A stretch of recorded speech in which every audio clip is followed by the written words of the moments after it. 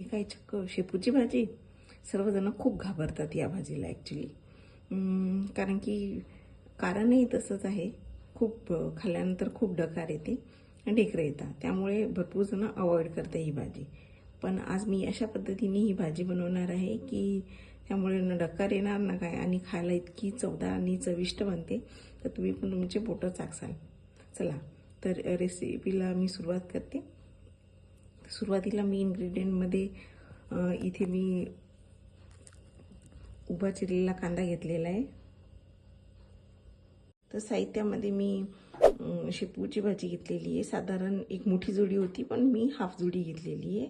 अर्धी मी ठेवून दिली आहे नंतर यूज करण्यासाठी. आणि इथे मी बारीक चिरलेली हिरवी मिरची घेतलेली आहे. लसणाच्या 4-5 पाकळ्या घेतलेल्या आहे. ही कच्ची हळद मी त्याचे असे पातळ स्लाइस करून घेतलेली आहे. उभा चिरलेला कांदा घेतला आहे आणि चवीनुसार आपल्याला मीठ लागेल. जास्त साहित्यही लागणार नाही आणि एकदम झटपट होणारी रेसिपी आहे ही. सर्वप्रथम मी ही शेपू 2 पाण्याने स्वच्छ धुवून घेते आणि मग आपण चिरून घेऊया.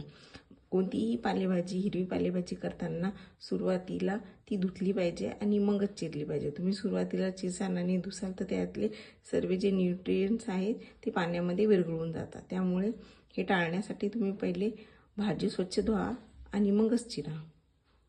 चला, मी ती स्वच्छ धुवून घेतलेली आहे. मी साधारण 2 ते 3 पाण्याने सगळी माती निघून गेली यावरची.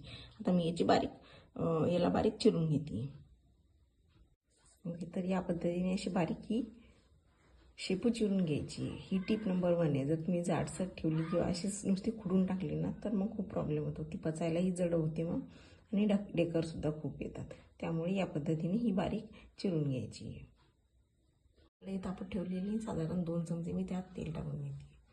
या भाजीला तेल जरा जास्त लागतं. ही टिप नंबर 2 आहे. जर ढेकर नसेल पाहिजे तुम्हाला भाजी खाल्ल्यानंतर तर.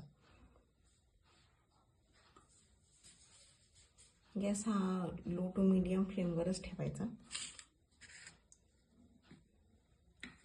तेल चांगलं गरम झालं की त्यामध्ये लसणाच्या पाकळ्या टाकून घ्यायच्या.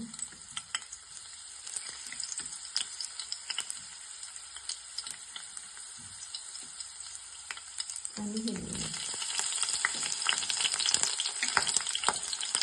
चांगला लाल झाला की यामध्ये हळदीचे काप टाकून घ्यायचे.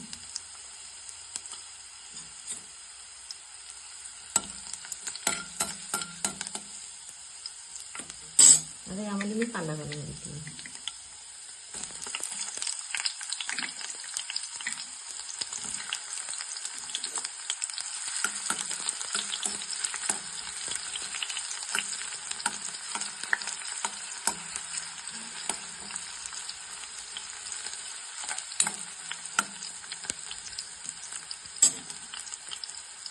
बघू शकता कच्ची हळद टाकली तर किती छान असा कलर आलेला आहे. कांदा चांगला ब्राऊन होईपर्यंत परतायचा.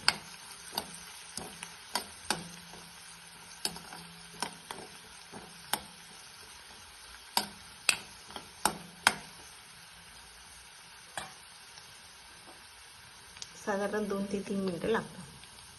तुम्ही बघू शकता कांदा बऱ्यापैकी लाल झालेला आहे. अजून 1 मिनिट याला परतून घेतली. त्यात कच्चापणा तो निघून जातो.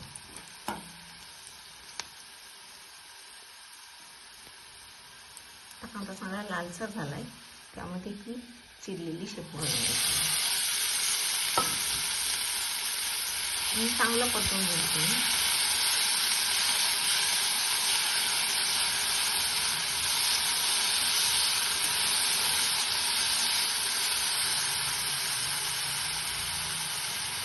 मिक्स करून झालं की चवीनुसार मीठ टाकून घ्यायचं त्यामध्ये आणि तेही छान मिक्स करून घ्यायचं.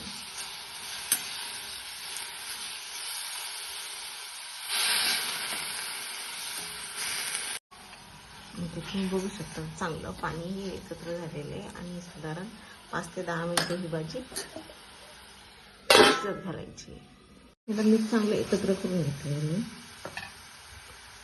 आता दुसरी टीप, यामध्ये थोडंसं पाणी घालायचं. तुम्ही म्हणसान पालेभाजी आणि पाणी, हो, या भाजीला शिजण्यासाठी पाणी लागतं. हे मी माझ्या अनुभवातून सांगते. मी एक वेळा असंच ट्राय केलं होतं.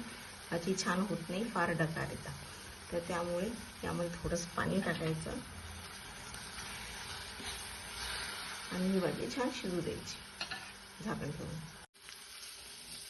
तुम्ही बघू शकता आता आपली भाजी रेडी आहे. साधारण पूर्ण पाणी आटलेलं आहे आणि जे तेल आहे ते सुटलेलं आहे. आता मी गॅस बंद करते.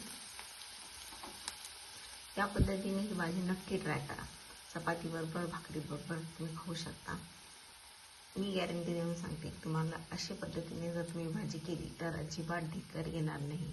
अशा छान रेसिपींसाठी माझ्या चॅनलला नक्की सबस्क्राईब करा. तुम्हाला रेसिपी आवडत असेल तर लाईक करा. धन्यवाद.